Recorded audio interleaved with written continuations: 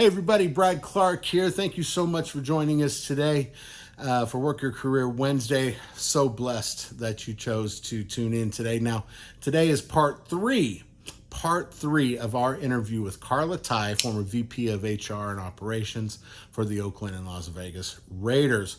We go into a lot of things today, and I'm wearing my keep punching hat because if you're gleaning a lot of what she's talking about, really whatever you're going through, keep punching, right? Keep going. If you're going through something, keep going through it. And oftentimes that's what happens in whatever job we're in.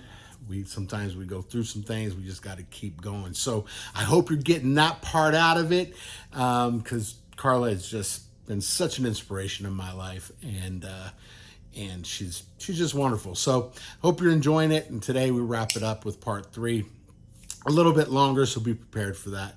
And what else? You got to go to White Husky Films. You got anything at all having to do with, commercials or conferences, anything involving video, maybe even a podcast. Go see Steven Saldana. The website is on the screen, as well as the phone number. Get in touch with him. I know he'll be glad to hear from you, and you'll be so glad that you picked White Husky Films. So get in touch with them. Dream, create, record in that order. Now, without any further ado, sit back, relax, and enjoy part three of Karla Tai, former VP of Operations and Human Resources for the Oakland and Las Vegas Raiders. All right, everybody. Thank you so much for joining us today. We are back. We're back with Karla Tai, former Vice President of Human Resources and Operations for the Raiders. My goodness gracious. We're so blessed to have you once again, Karla, and thank you so much. In the last segment, we were talking about leadership. We had just gotten into that. And if you want to touch on it again, we can go back to the ageism thing. I don't know if there's a solution to that. It's just go do what you do until you get something, right? I mean, just the way it is. Yeah.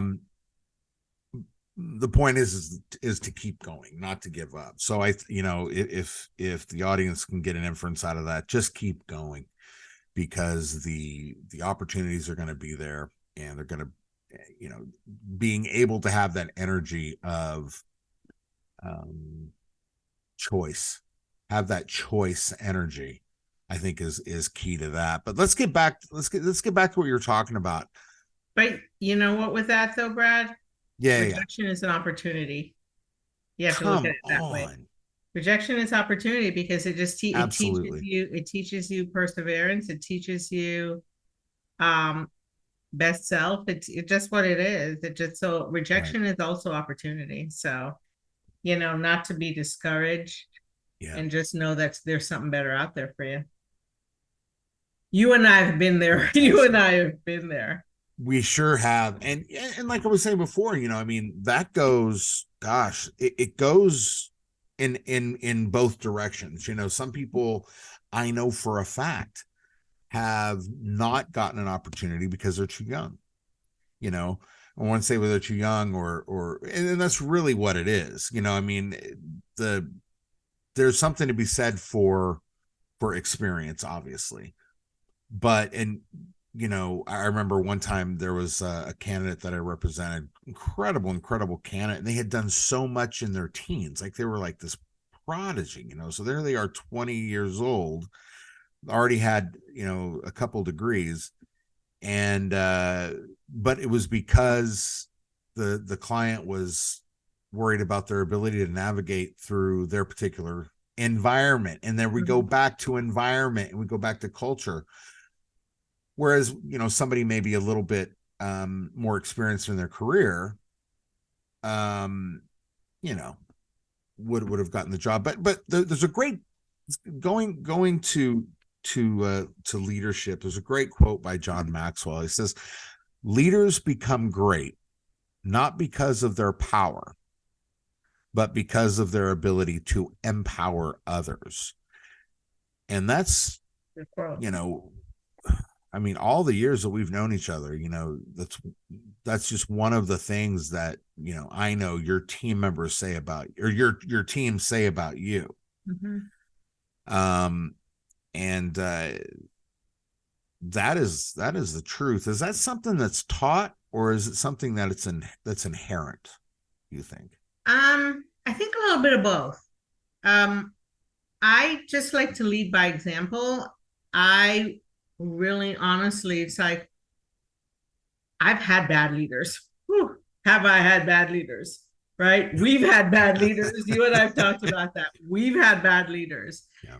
So I try to be a leader, someone that, I mean, what these bad leaders showed me or taught me was what not to be, what not to do, and how to be better.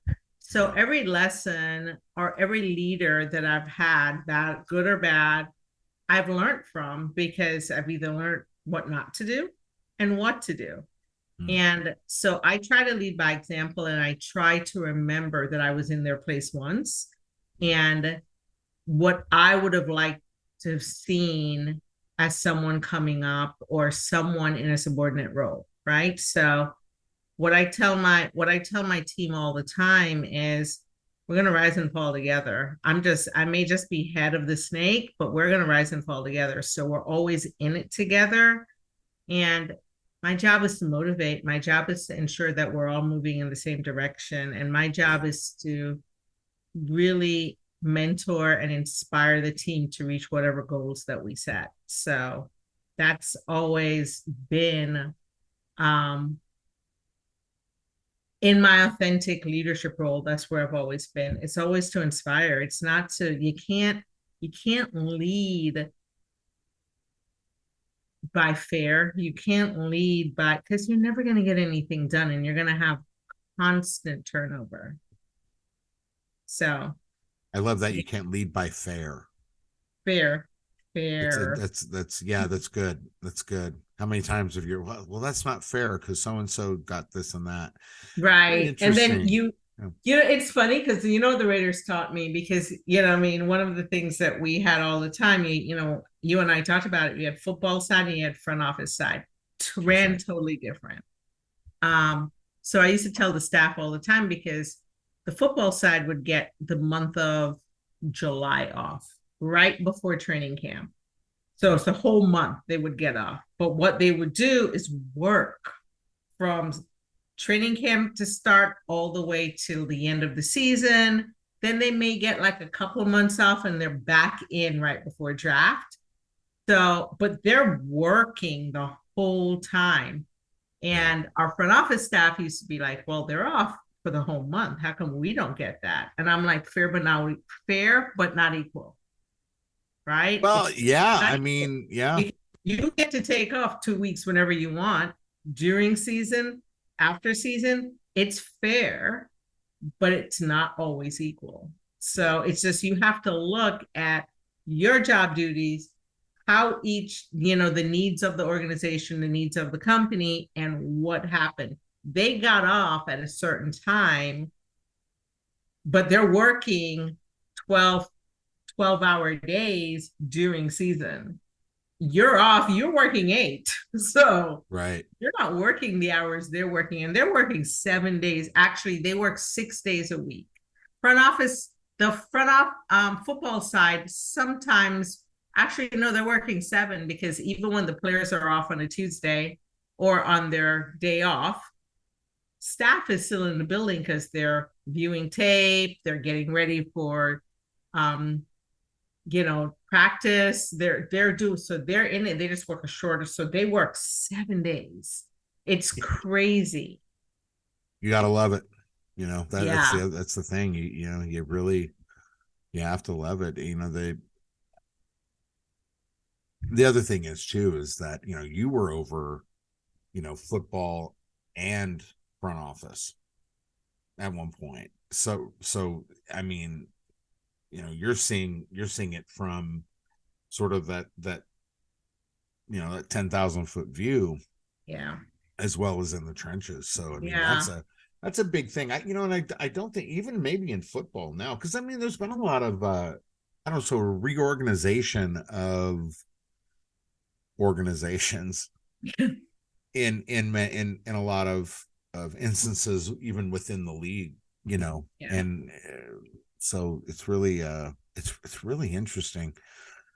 Yeah, a lot of people complain about, I mean, there's a lot of teams. A lot of teams, they're run very corporate.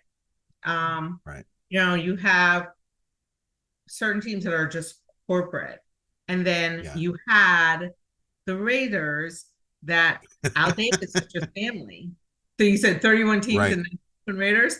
That's exactly what it was. Actually, New York is pretty much run the same way because it's still very family owned. I think there's like 3 teams that are still very family owned. But the Jets or the Giants? Giants. Giants, yeah. It's still a family run team. And I don't think they've brought in any any corporate.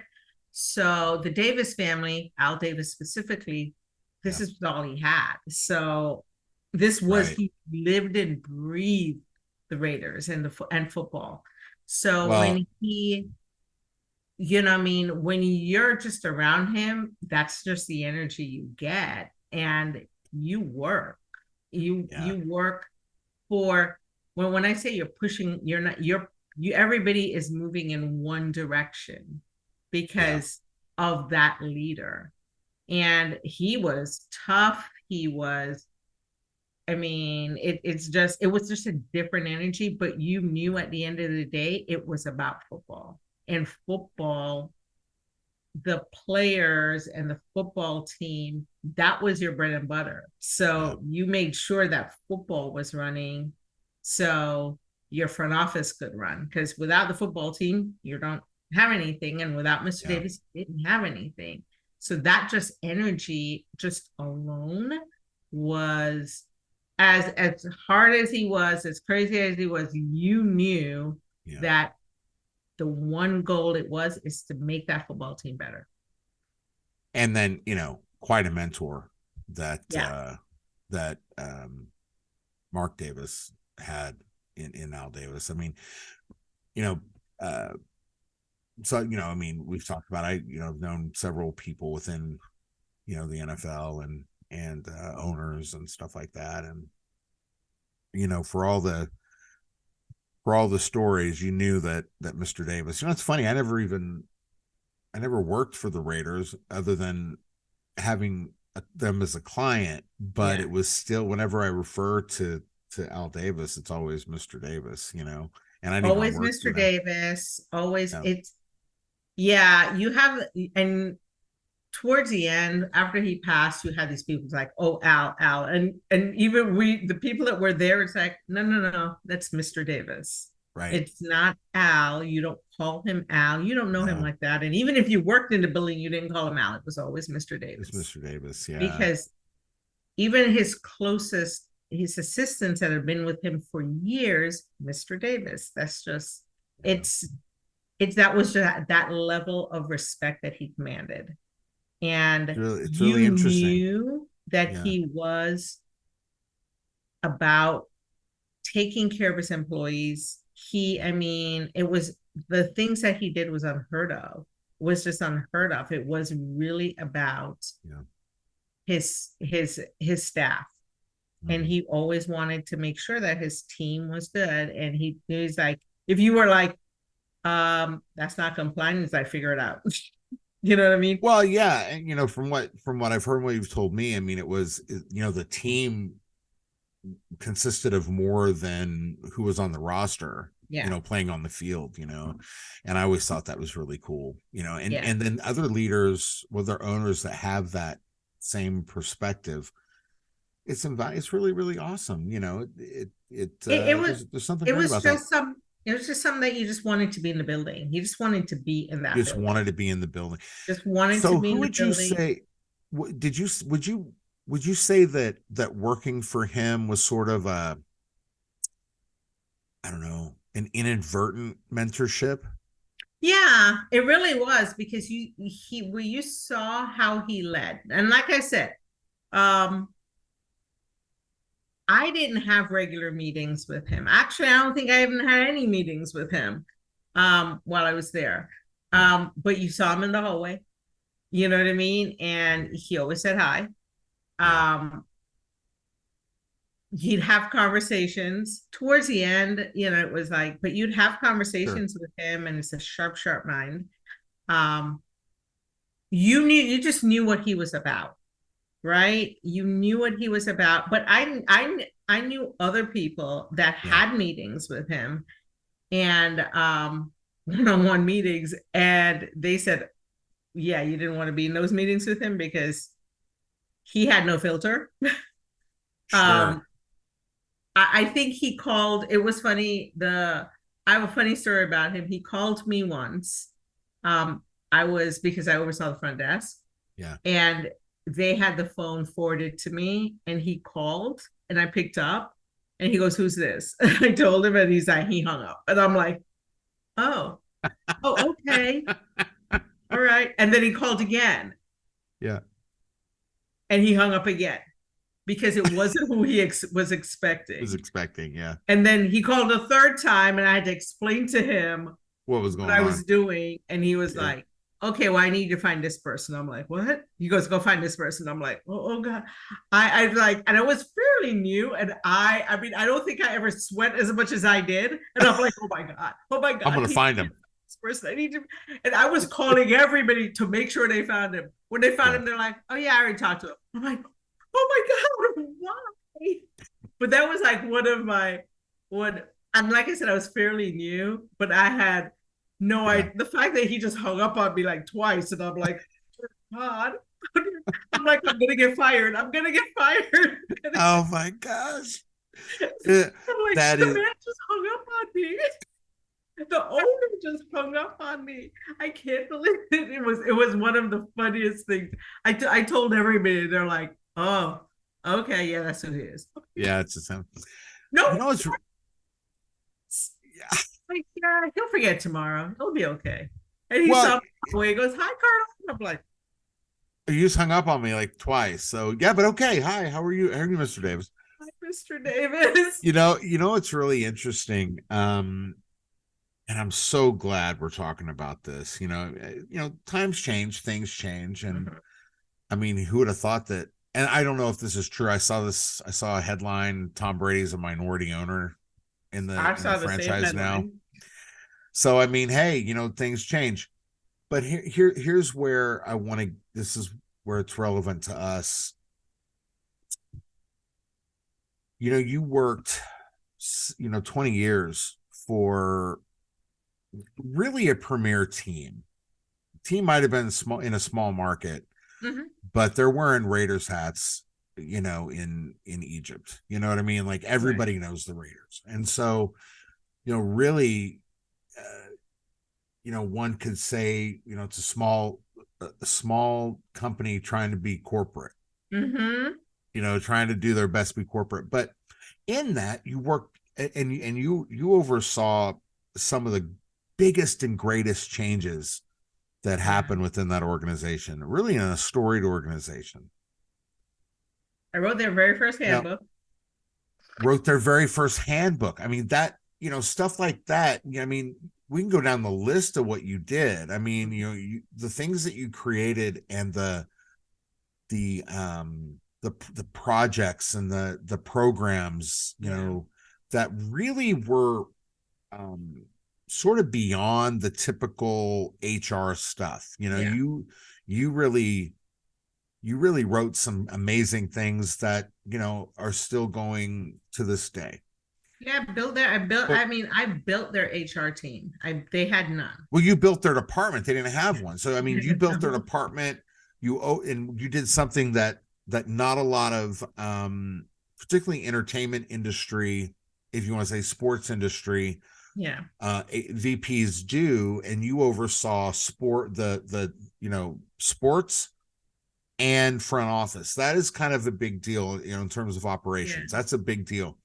But okay, so I also worked game day for them. I know you worked game day. I was a game day entertainment person on the field. I got you guys things that happened on the field. One of my photographers worked for you for a Sunday. Yep. Igor, he loved that. He got some, oh, he loved that. So let me ask this, and this is the point of this question.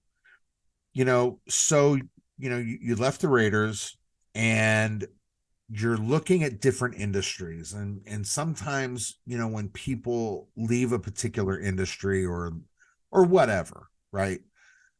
The question is, the question I got when I went from music into corporate was, you're leaving music. We make, I don't know, semiconductors. Why do you want to come work here?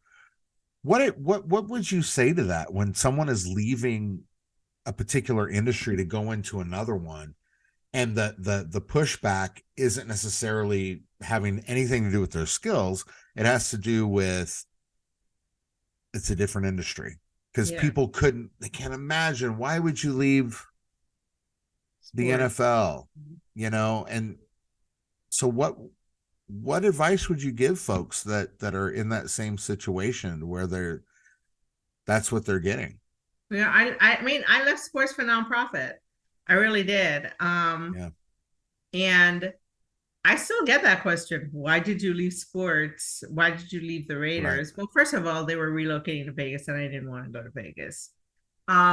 Their values no longer aligned up to my values. It was just changing. They were, like you said, they were going more corporate. I was used to that family with a little bit of corporate, because we put a lot of systems and procedures in place. But the one thing that we did was keep it very family oriented, right? There were a lot of things that we knew that had to happen based on ownership, but we knew that we had to keep compliance in it. So we did I navigated, I would say, hopefully, I thought, skillfully keeping a good balance, right? And making it still have a family feel, especially with building relationships with football as well as our front office. Because when I got there, you didn't talk to football. You just didn't. The football was football. Front office was front office. And realized, in order for us to push, everybody had to work together and they needed to understand who everybody was. Encouraged our GM, encouraged our head coach to start talking to football, to front office, and come into areas that they would not normally go to. At one point, I was like the only female that was allowed over in football because they didn't want anybody else over there. Sure. So it's like doing those things. So when I left football or sports, I was just so burnt out, because after 20 years, just pushing and pushing and pushing, because with a little bit of family, with a lot of family, and putting compliance in, after 20 years, you are pushing a boulder uphill. And I did it with no budget, even though that's I did it with no budget. I did it by building relationships with football and with our front office team, but mostly with football, because they had a lot of things that we could utilize for free, like a gym and nutritionists. And I was able to build a wellness initiative using $0, because I was able to talk our head coach into using the gym. And and change takes time. It was like, eventually it happened, but change takes time. It doesn't happen fast. But as long as you know that, you're okay. So when I left sports, I left because I was like, I just needed a change, and I wanted something more aligned with what I thought my values were. Not thought, but what I knew my values to be. And that's why I moved into nonprofit, because I was like, I wanted a change, and I wanted, in my mind, nonprofit, impact driven, and you know, you can see the end result, but not a lot of money. So it was really about values and aligning my values with I wanted to be seen, valued, heard, because towards the end of my time with the Raiders, I did not feel seen, valued, heard, because they were changing and it wasn't changing within my values or my, you know what I mean? So I just felt like it was no longer where I needed to be. I had in my mind I had outgrown.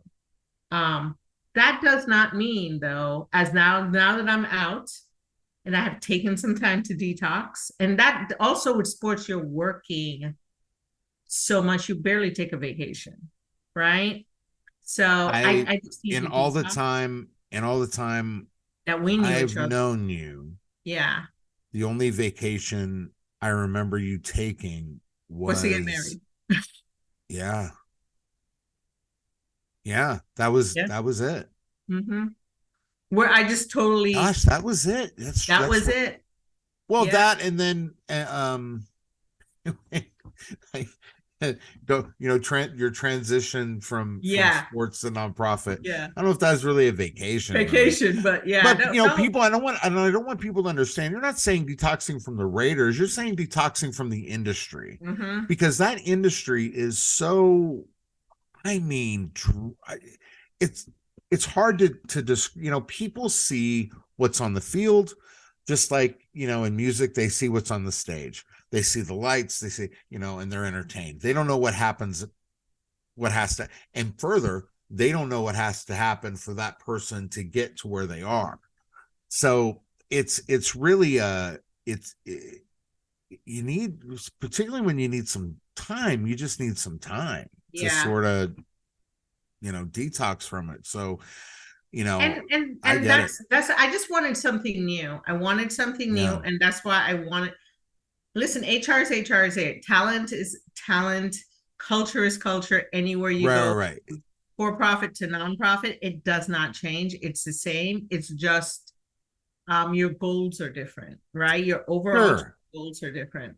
So I just wanted a change. I never didn't work nonprofit. I wanted to see what it was like. But I miss football. I do miss sports. And if I had an opportunity, I probably would go back. Well, if Buffy is watching this, you need to give Karla a call. Anybody don't need you might not. If hey, let me tell you something. For those of you watching, we're talking about Buffy. If you know, you know. If you know, you know. I love Buffy. No, sir, no, I would literally, I would go back. If I think enough time has passed for me. Yeah, I would go back. It would have to be different, but I would go back. Leadership has to be different, but I think where sports teams are going now is that they are valuing HR more strategically than just someone as running payroll. White Husky Films. Dream, create, record. We create ads and promos for your business. We can promote your video on television, Facebook, YouTube, Hulu, and more. We do a full Google SEO analysis for you with any plan. Call us today at 305-744-1444 or visit our website at whitehuskyfilms.com. White Husky Films.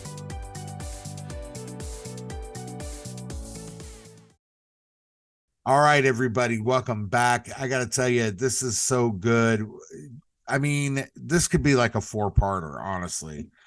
I got to tell you, one of the reasons that I wanted you to come on is because, you and I have known each other for years, and the thing that I love about you is that you just tell it like it is, and you want to help people.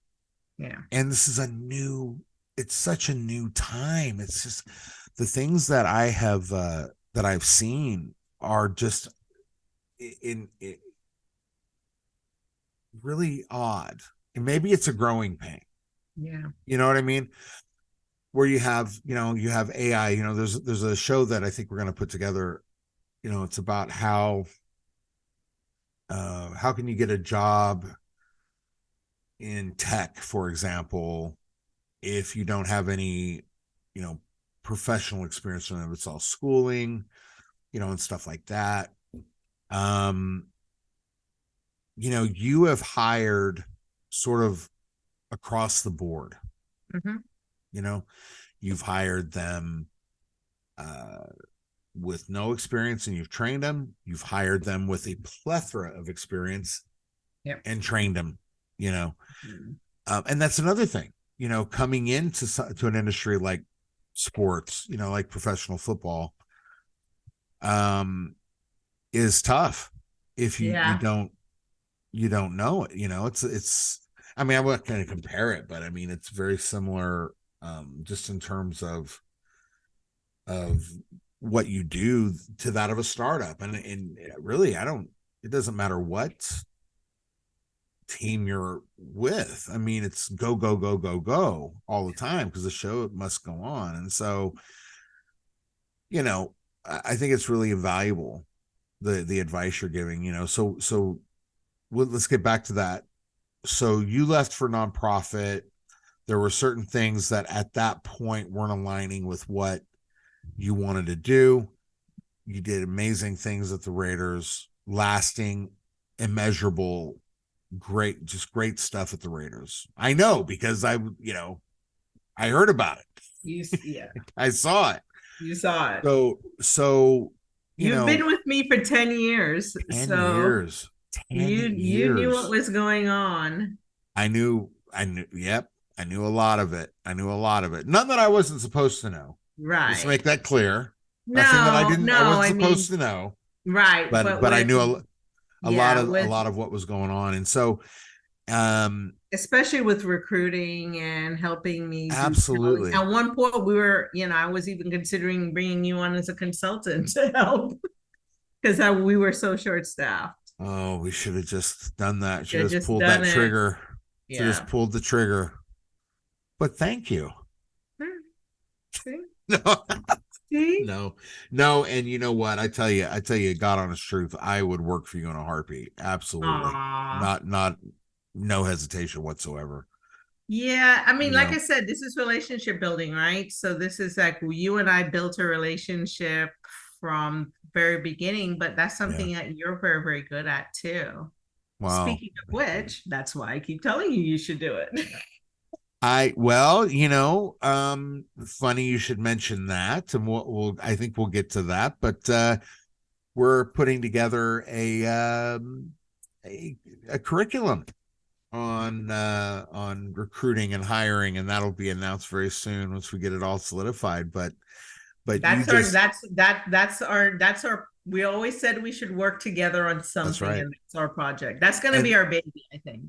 Oh, I think so. I think that's going to be our baby, training people how to properly recruit, because you find a lot of talent acquisition people are just thrown in and they don't know what they're looking at. They're looking at resumes and they don't know what they're looking at. They don't know how to they don't know how to read between the lines. They don't look for transferable skills. No. And they don't treat candidate like people. No, they don't. And I fear that's, you built an HR department in one of the craziest industries known to man. Also did it in nonprofit too. And you did it in nonprofit. Yep. And so the thing is that, the HR manager, let's say they're not even an executive, but they're, the HR manager, they don't have time to really train people. They're just like, go get me resumes, go get me some bodies. I need them now. And so they don't know how to distinguish what that really means. They're not saying go get me bodies. What they're saying is go get me qualified people that I can hire. Right. So I remember I was doing a contract at this one for this company, and I was looking at the notes because you have repeat people that applied several times, and that we had interviewed them at one point. And I'm pretty detailed in my notes when I have to be, you know what I mean? I hate notes. I hate it, but it's necessary. Yeah. So I was going through the notes, and it was like this person, what did it say? It was one line. It was something like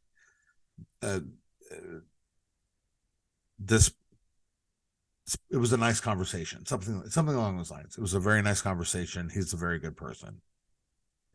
And I'm like, wow, you got all that out of 15 minutes. So I don't think recruiters, even sourcers, aren't being trained properly. And so there's good, but sorry, I don't mean to cut you off, but a good recruiter, a good talent acquisition person,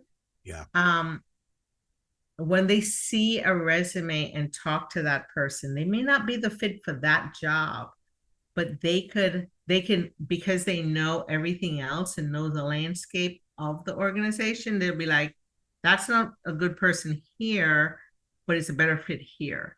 So I'm going to put you in front of that person for that role, because this role is not where you should be. This role's not where you should be. You are good at that. I know a recruiter that and she recruited for me. She was one of my contract recruiters. And I'm telling you, when she was like, I would get phone calls that says, yeah, this person is not good here, but we'll be a fit here. And I'm like, right, we're not ready for that role yet. She goes, but I know it's coming.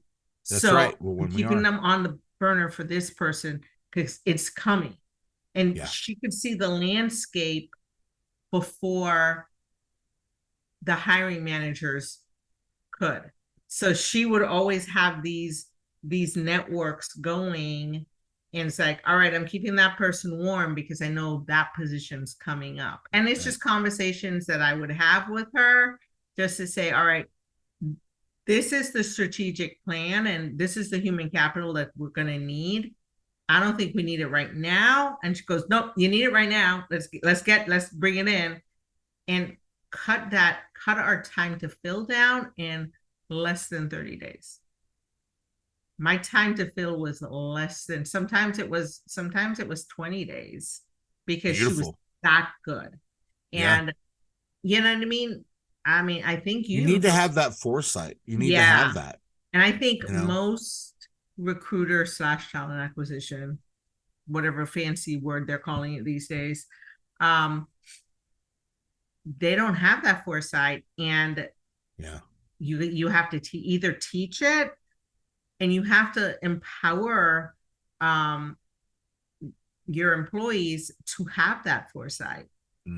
And most recruiters, if they don't want to be recruiters, it's very, very rare you find someone that's like, this is my calling. Right, that wants to do it, Yeah, because they're looking for the next thing. And what I used to tell all of my recruiters is, this is a jumping point for you, because if you want to be more in HR, you have to learn how to recruit. That's your starting. Because at some point, because being a recruiter also is that skill is, it's a gift. It's like you can train that person, but it's relationship building. It's note taking, right? So it's attention to detail. It's listening skills, right? It is, communication. You have to be able to do all of that, and you have to be perceptive. You have to know that person, and not even in 10 minutes, you need to know if this is the right fit for the culture. You can't just, it can't be a half hour. I knew in 5 minutes. I'm like, not a good fit. Not no fit anywhere here. Right. You know what I mean? Yeah, this is wasting my time. You know what I mean? I gotta tell you, not to give him a plug, but I bring him up because you know who I'm talking about, but Corey Jackson, with his recruiting company, it's really interesting. When I had him on, I was shocked. I was like, and I had to ask the question. I was like, you go from playing football to now you got a recruiting company. And again, it's one of these situations that's born out of something he was doing for his friends, that helping them transition to the corporate world, because they get it too. It's like, well, you're a football player, and sometimes you get the, and I don't know if this ever happened to you, but when I was coming out of music, and well, not out of, you know what I'm talking about. And I went to interview with a recruiting company, and they just talked to me because they wanted to find out about the industry. You know what I mean? And so you're going to get some of that. So yeah, you open it. It helps. Sometimes it helps to open the doors, but it doesn't. And when you're I had one interview where the first thing he said was, "I'm a huge Raider fan, and I just wanted to talk to you because I'm a huge Raider fan." And I'm like, "But are you going to give me the job?" That's yeah, all. really. That's all I need to know. Are you and fine? Did you pull an Al Davis on him? To do was talk about football and the Raiders, and it was like, yeah, I don't want to work for you. Or he wasn't even the hiring manager, he was a recruiter. I'm like, if this is how you recruit, then we're good. I don't, this is an example of the organization. Wow. I'm good. I don't need to be there. So that was, wow. It was, yeah. And he didn't call me after that. And I'm like, I wasn't desperate enough to chase you. So I was like, I'm good. But yeah, I mean, listen, that's unbelievable. I mean, right? It's believable, but it's like, man, wow. That's how he opened. That's how he opened the conversation with me. I'm a huge Raider fan, and I'm like, okay, listen. When I worked for the Raiders, I didn't tell people I work for the Raiders. I didn't. You know that. It's like, yeah, I do know that. I had to really know you in order to tell you I work for the Raiders. I told people I work for sport. I work for entertainment. I work in sports. In a sports team. Sometimes I name a sports team because then they'll ask me which one. So I just work in entertainment. It's the entertainment field. I try not to get too much into it. Too specific. Yeah, because then it becomes into a different conversation. But even when I was with the Raiders, and I had a lot of players because they're young. Felt like Mama Bear, or they were sometimes my little brothers. Right. And I would tell them when an opportunity came up, one of them used to call me all the time because I was like, great speaker. And he could analyze. You knew that he could sit in front of camera. He had just that charisma. Mm-hmm. And he got a phone call. And I'm like, you should do it. And he goes, but they're not paying me anything. And I'm like, this is not about that. This is about your next career. Right. I'm like, so you should do it. Do it for free. Get the experience because it'll be great on your resume. Yeah. You need to do this. And when he transitioned out of football, he got a job with the network as a sports analyst because he kept doing it in a much smaller market, but he did it, during the off season. And even during playoffs, he would do it because Raiders weren't in the playoffs. So he would do it, and he for a very small local market, but he did it, and he did it for free. Yeah. And because I told him, I said, the experience is going to be so much bigger than that check. You're already getting a big check. You don't need any more money. Go get that experience because you can put that on your resume. And when you transition out of football, you're going to have a built-in job. And like I said, he got a job with the NFL Network as a sportscaster, as an on-air personality. But he was so charismatic. It's like, I had a couple of those. It's like, you found out what their passion was, and you just encouraged them to do it and just let them know it's not about the money. I did that a lot with not a lot, but I did with some of the football players. And it was like, it wasn't about, some people would be like, oh, you're talking to a player. And This is about helping them in their next career. Yeah. And that's, I think right now, honestly, I don't think some of the teams do that very well. Yeah. And, I mean, that would be a passion of mine if I was to go back into sports, is to do that side of it with the players, is to help them transition out. Well, and what's interesting is that's how Quarks got started, with Corey's company. It was helping, friends, transition, and helping them write a resume. Half of them don't even know how to use a fax machine. Well, when you had fax machines. Well, I mean, when you had fax machines. When you had fax machines. Right. But they literally don't know. They would just sign paper and not even understand it. And it's like, do you know what you just read? They're just so excited to be there. Right. So it's to help guide them correctly. And I don't think football does a really good job of it just yet. They're starting, and there's a lot of teams that are really investing that into the players now. But before, back in the day, they had a they say they did it, but they really didn't. Yeah. But I know now they are really taking the steps to do that. Well, it's just, what you're saying is it's so good. And it really, I want people to understand that, what we're talking about is it's for everybody. Mm-hmm. It's for everybody. It's funny. When I was with Immubit, sometimes, would say, well, wonder how this AI is going to work. Not their AI, but AI in general will work with getting, people hired. And I said, as long as a person is doing the job, you will need a person to hire, guide, and weed out. As long, and it's just, we are people, and so you're always going to need that human touch. And when we get our curriculum done, we're going to need, people are going to have to come and book me, and we'll go and handle that for them. We'll help them out with that. I think it's going to be so great that when we put that together, because it's really, it's your craft and it's what you love, right? And wow. I'm the back end. I love doing back end. You know me. I love to build procedures, and I love to build. For me, I love to build from ground up, but I love to. I'm good at building businesses. I'm good at building departments. I'm good at compliance. I'm very strategic that way, and I can see the big picture, and I know how to market it.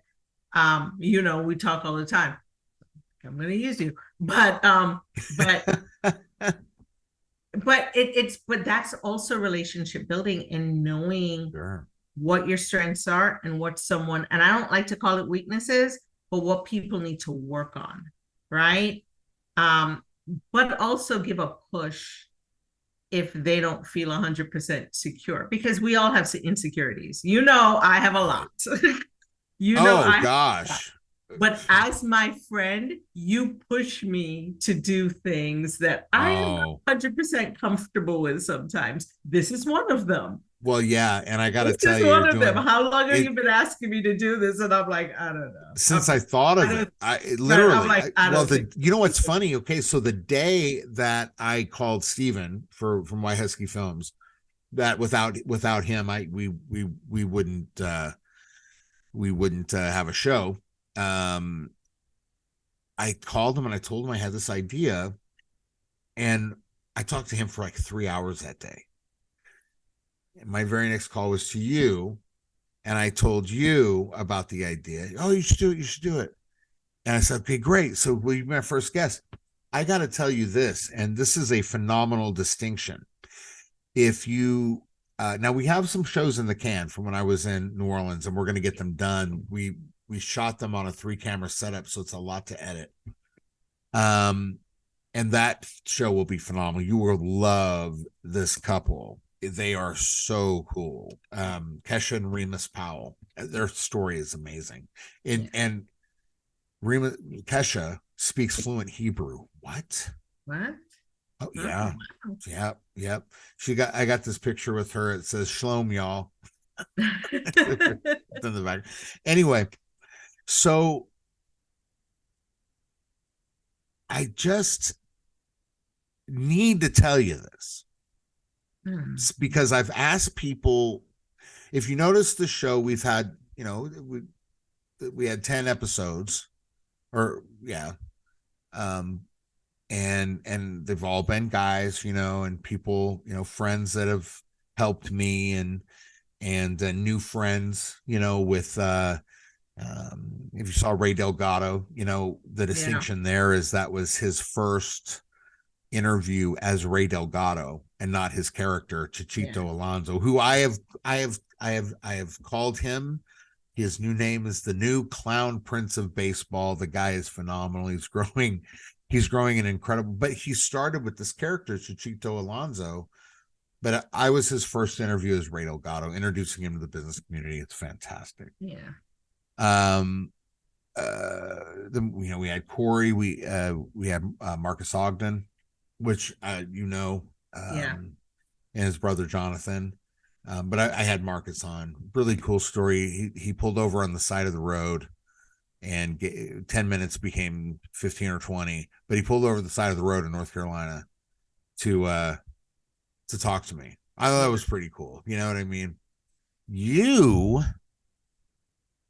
have the distinction of not only being an incredible pioneer in the world of sports, in the world of professional football, you have the distinction of being the first female pioneer that I have had on Work Your Career Wednesday, and it is an incredible honor for me that you did this, because this is not something that you do.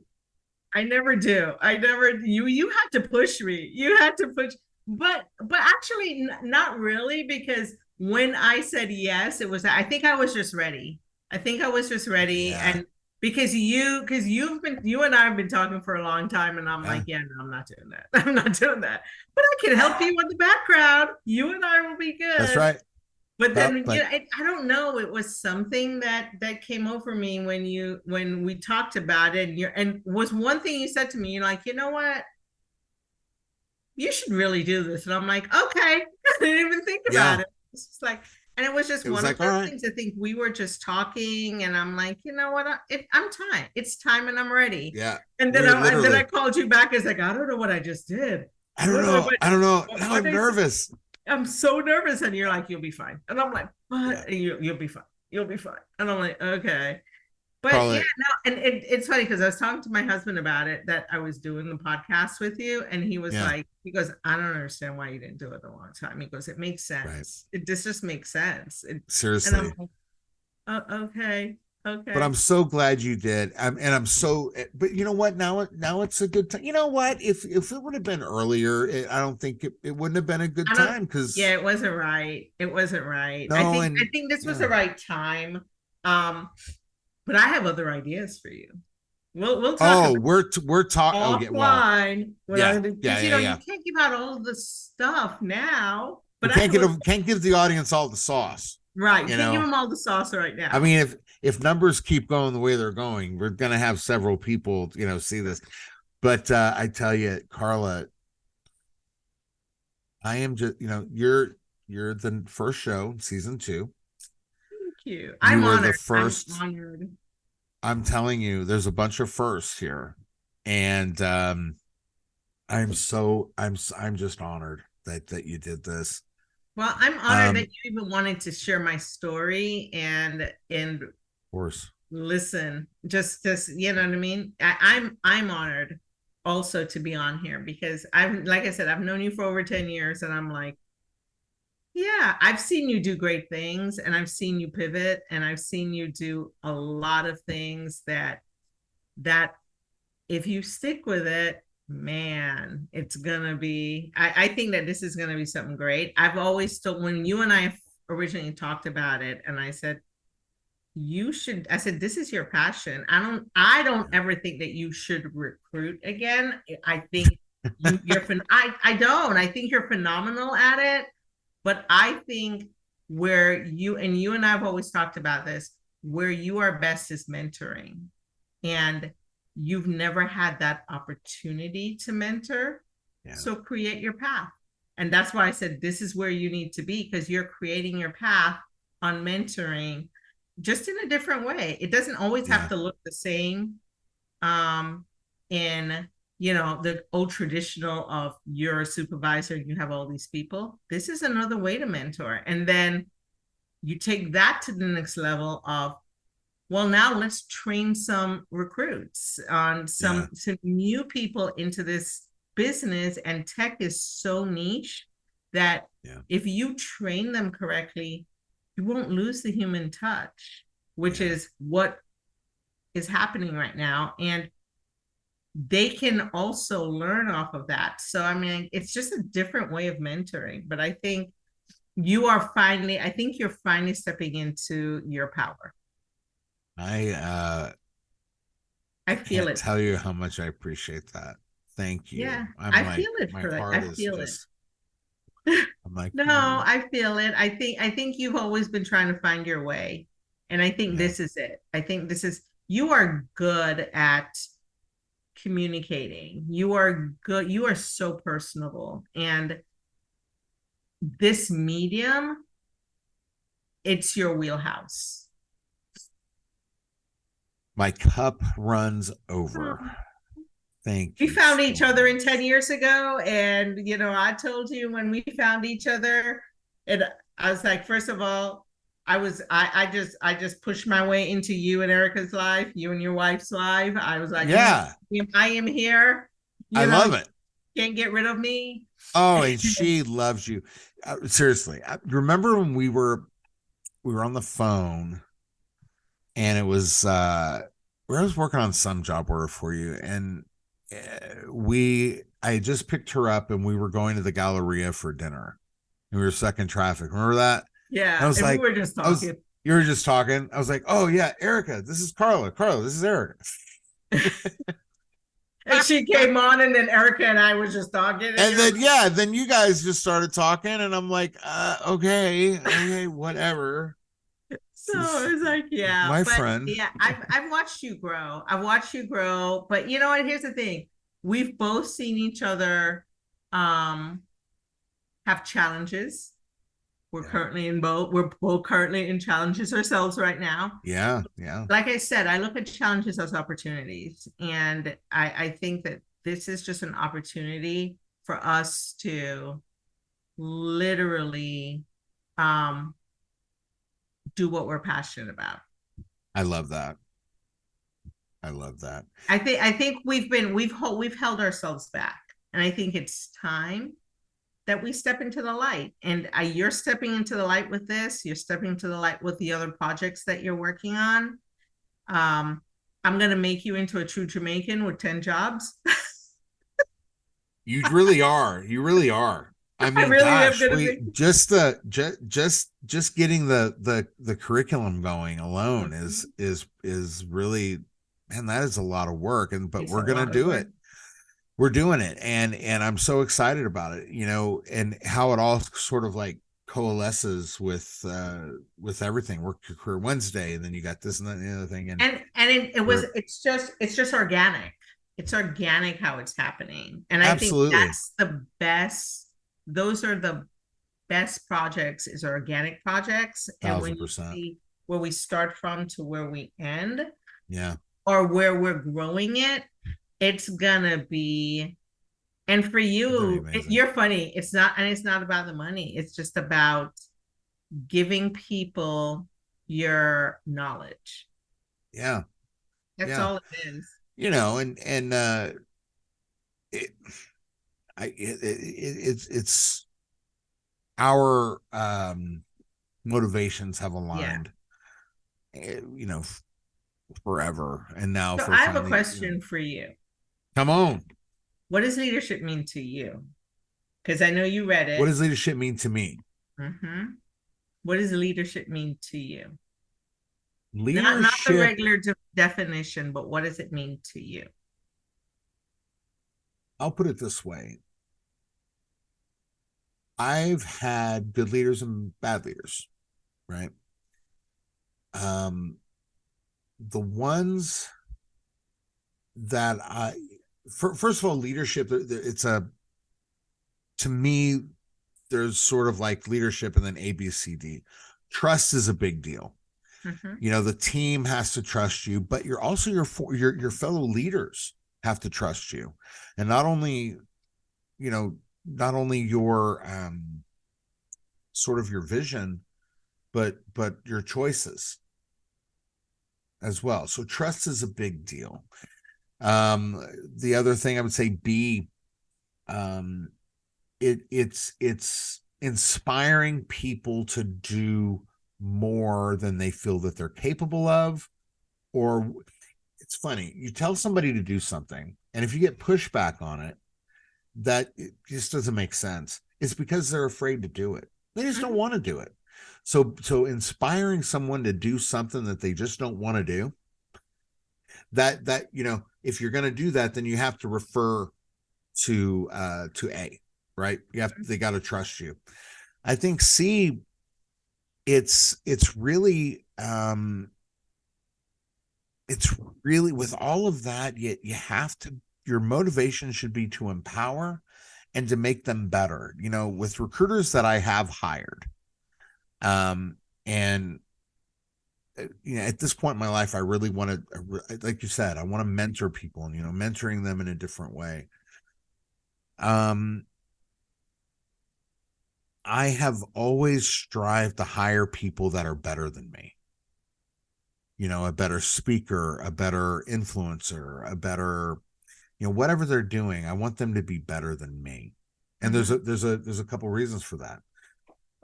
One, I'm pretty good. And so if they're better than me, then they're probably pretty good too. I want them to become even better.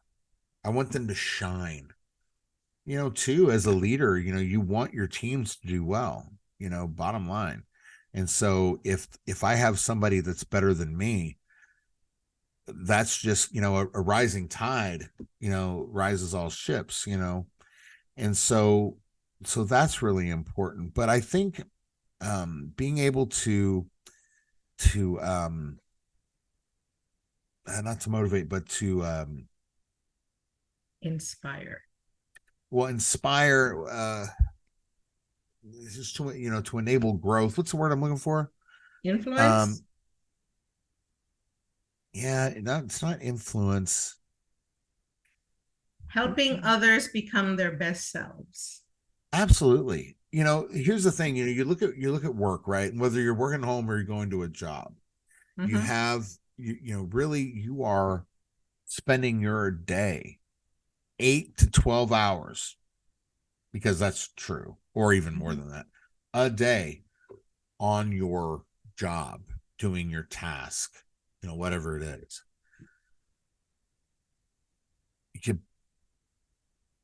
If you're not going to do it and be the best at it, then what's the point? Yeah. You know what I'm saying? What's the point? And so, I don't know, I guess that's a long-winded answer of what leadership is to me. I just really, what it boils down to is inspiration. The show, we have the 4 E's, right? We have the empower, encourage, I can't remember the third one, and then we hope you're entertained a little bit too. Right. But to empower, encourage, is really important. And I think for a leader, though, if you're in the chair, you have to trust yourself. And I think that doesn't get enough attention, right? Right. You have to trust yourself, and you have to be willing to say, if you're more than willing to take the praise, you have to be willing to take the hits. Yep. You have to own it. And I think people, particularly in leadership positions, are are very hesitant to take the hit. So sometimes they lack the Emotional intelligence to take the chance. Yeah. I find with leaders, and this is another segment that we'll probably get into later.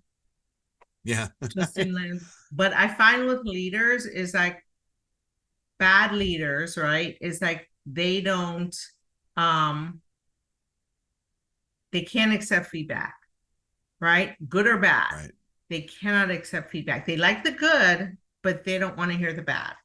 And because the bad, they take it personally. It must be my fault, and I'm a better leader than this. And it's like what I've tried to tell my team, as well as the leaders, is bad feedback or not so good feedback is feedback. And that's the best feedback, because now they've told you something. They trusted enough to let you know the not so great stuff.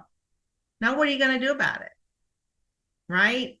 I had recent leader that I gave an exit interview to. Well, we gave them an employee's exit interview. That exit interview was not very kind to, but it was their experience in the organization, right? And was not very kind to a couple of the leaders. And you know what I got was, there is no actionable item here. But this was this employee's experience. And if that employee is feeling that, other employees are probably feeling that too. So what are you going to do better? Because this is that, and as a leader, you're supposed to read that feedback and take from that what are actionable items. Not just that, oh yeah, there's nothing here. There are a lot of actionable items there, because this employee, if you read it, did not feel seen, valued, or heard. So what are you going to do? What are you going to do about that? Well, because essentially that's what the exit interview said. I did not feel seen, valued, heard. Right? And so how do you make other employees feel that way? Because this employee felt that way, and not the first, will not be the last, but what are you going to do differently so your other employees feel seen, valued, heard, and not have that experience? So as a leader, people have to remember good feedback, great, but not so great feedback is still good feedback, because it's feedback. Right. And that's what leaders do not get. They take it personally. Dare I say, some retaliate. Sure. That happens. And it's microaggressions. It's not all out retaliation. I hate using that word, because that's not a very good, nice word, but they start doing these little microaggressions. They get all in their feelings. And I'm like, take yourself out of it. Yeah. And look at the big picture. Feel it for a day. Then step back and say, what was this employee, or what is this employer trying to tell me? And that's why when you do, and I hate to say performance metrics, I hate to do all of performance evals, I call it feedback. And that's the new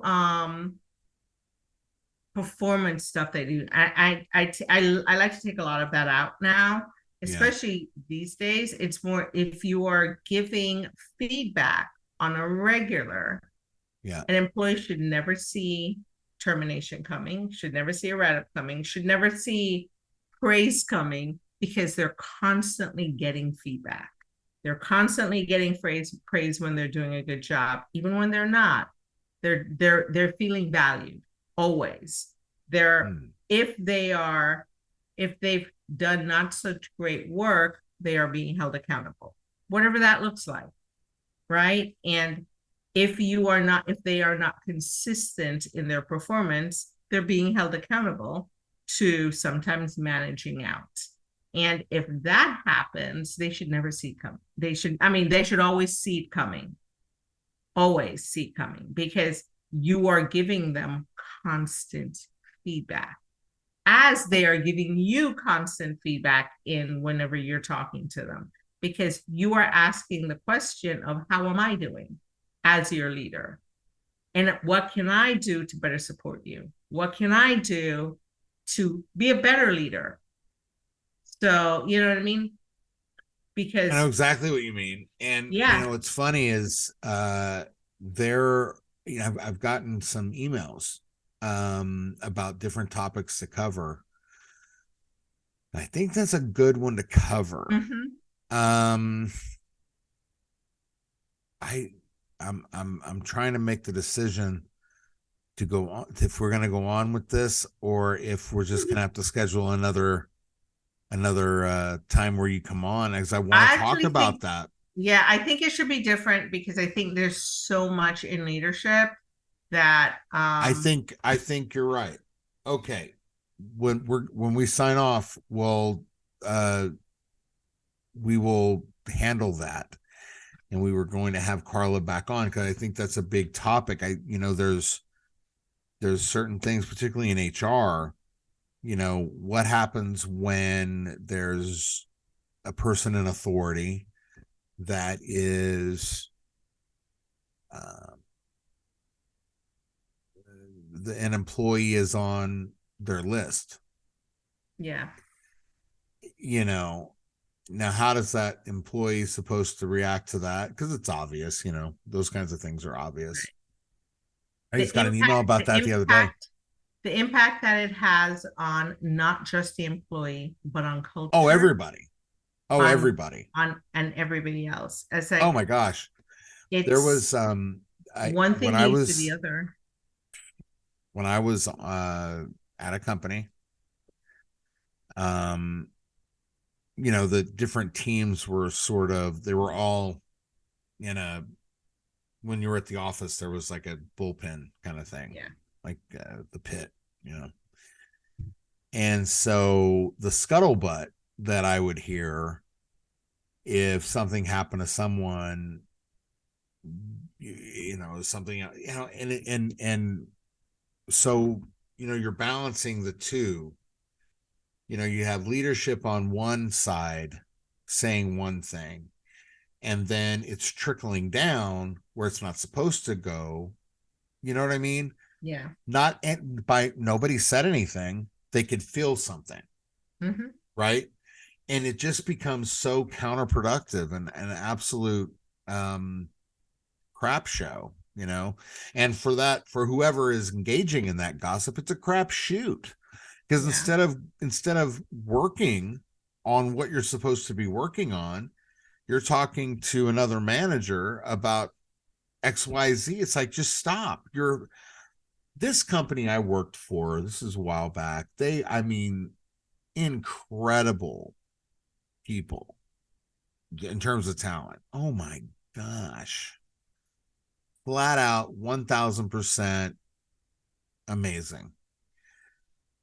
And I just thought, man, what a waste. Stop it. You're in an incredible position. Just stop. It has nothing to do with you. Right? Then that kind of thing gets up to leadership somehow. It certainly wasn't by me. In either case, you know what I mean? Yeah. But hearing it, it's like, man, stop it. Stop the reality show BS.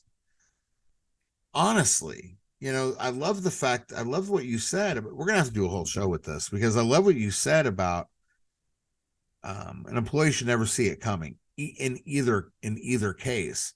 Well, should always see it coming. Or I'm right. Yeah. But to have like a person in leadership like deliberately try to derail someone, particularly if they were, told to do what they're doing and to keep doing it because you're doing a great job, and then somebody is trying to derail it. It's so counterproductive. It's And so crushing, and that's why I love the quote that I saw. I mean, I have many quotes written on my board, yeah, but it's like people don't leave bad jobs, they leave bad leaders. And exactly. it's so true. They do. I mean, because I've I've taken jobs for almost less, well, not almost, it's less than what I was making at other places because I thought I would be seen, valued, heard, and I saw the potential in jobs. Right. People don't do that these days. You know what I mean? Well, And the Raiders never, they, years and years ago, there's a reason why there's a saying, once a Raider, always a Raider, because there was a lot of things that, you were a Raider, like you came out of that and you could take on the world. You know what I mean? And, there's a lot of what you did there with the seen, value, heard thing where, dude, that's not a thing. That's a culture. It's not a tactic. That's a way of life. And I know one of the things you said is that, how do I do it? I said, that's how I lead. That is how I lead. My employees, I always want to make sure my employees are seen, valued, heard. And if they're not, I'm doing something wrong. And it's not the employee, it's me. And you have to learn how to meet employees on your team where they're at, not where you expect them to be. It is not, you can't put your expectations on your team. What I mean by that is an employee that this is their skill set, and then you expect them to do something else. And it's like, that's not who they are. That's not their makeup. And if you don't meet them there and expect something else because that's how you're going to do it, you are setting that employee up to fail. And it's like, so you have to meet that employee where they're at and see them for who they are. They're either going to grow and step into, if they have very clear expectations, step into that role and power, or they may just be happy being where they're at. And then you as a leader have to decide, is that what you want? Just somebody just in that. And if that is it, then that person's a right fit. But if you are planning on growing this position, then maybe that's not the right fit for the employee, and you're doing that employee a disservice by keeping them there, because they're always going to fail, because where you need this position to be, there may be a right fit right now, but in 2 or 3 years, that person's stuck. That person's never going to grow, and that job is never going to grow. So, you know what I mean? You have to decide, is this the role? Is this role ever going to change? Is it ever going to move up? If that's a no, and I've had those positions where I'm like, this position is all I'm ever going to need. I'm not going to need anything else, and this is the perfect fit for that. Or if you're expecting this position to organically be better and grow and stuff, then yes.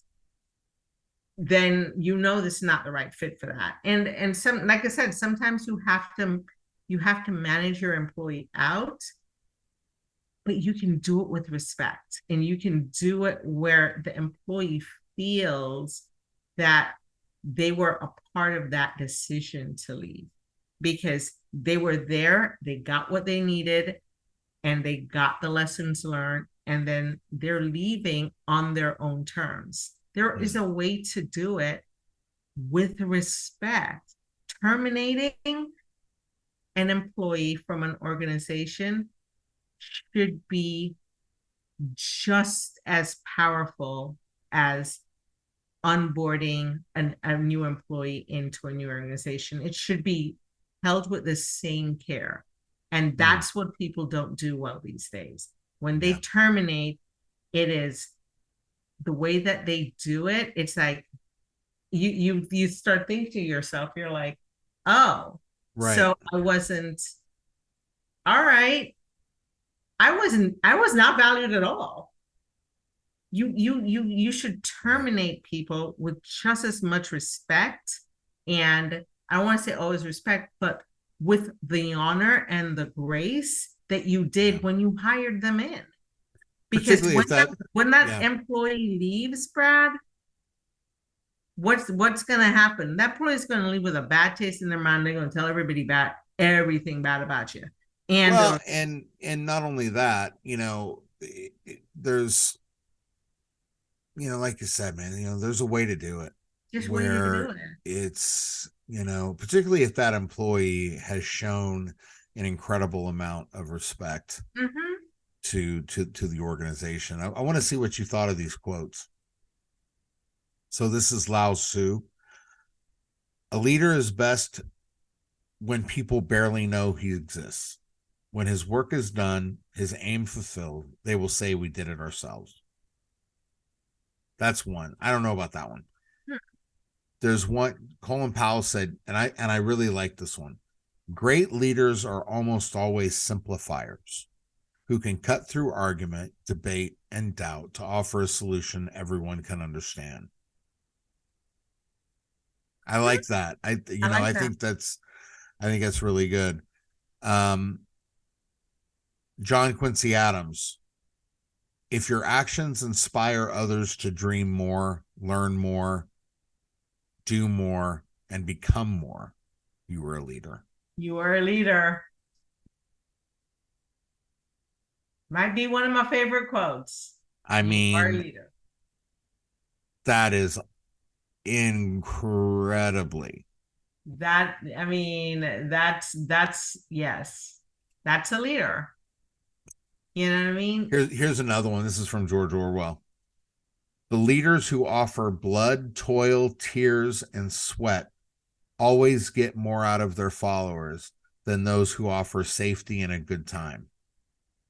When it comes to the pinch, human beings are heroic. Oh, that's good. That is absolutely a fact. Mm-hmm. I was telling, there was over for this other company, and there really wasn't much time for it, but there was a foosball table there, and there was this and there was that, and I said, I was recruiting this engineer, and I said, here's the deal: we have a foosball table. You can, if somebody wants to play with you, you can, but the people that work for us want to do the work. They don't want to play. You know what I'm saying? I mean, and he was like, wow, that's really cool. And we ended up hiring that guy. But I think one of my favorite quotes is true leaders don't create followers, they create more leaders. That's exactly right. I love that. I tell you what though, we're gonna sign off with this. Always do right. It'll gratify some people and astonish the rest. I like that. Mark Twain. That's good. That's good. Karla, I want to let everyone know that Karla will be back with us. We're going to talk more about leadership. We're going to talk more about exactly what we're talking about here. I don't have the email pulled up in front of me right now. If you're watching, we're going to talk about how to deal with someone in authority over you that is obviously, singled you out or is trying to exit you. We're going to talk about that. We're going to tackle that subject. Karla, what an honor. And yeah, there you go. It's been my pleasure. It's been my pleasure. I didn't know if I wanted to do it, but I'm like, I'm ready for more. And now you're a regular. Now I'm a regular. I mean, it happened on this show. I love it. I love it. Everybody, thank you so much for watching. We just everyone here at Work Your Career Wednesday and White Husky Films thanks you, and we just really appreciate everyone who's tuning in. And once again, Karla, just there we go. Yay, we did it. It's John, and it was my pleasure. It was my pleasure. But it really was. I didn't think I would. I was like, I actually like it. I love this.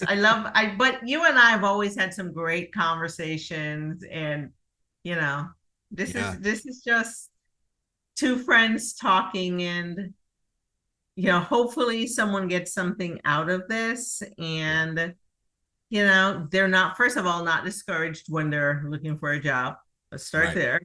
Yep. And then second, if you're an inspiring recruiter or just inspiring to want to be in HR, just hope this helps.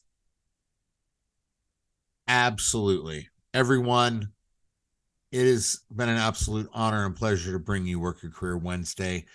Remember this, go on to whitehuskyfilms.com if you have anything you want to document. You've seen several commercials, I'm sure, by this point, watching Work Your Career Wednesday.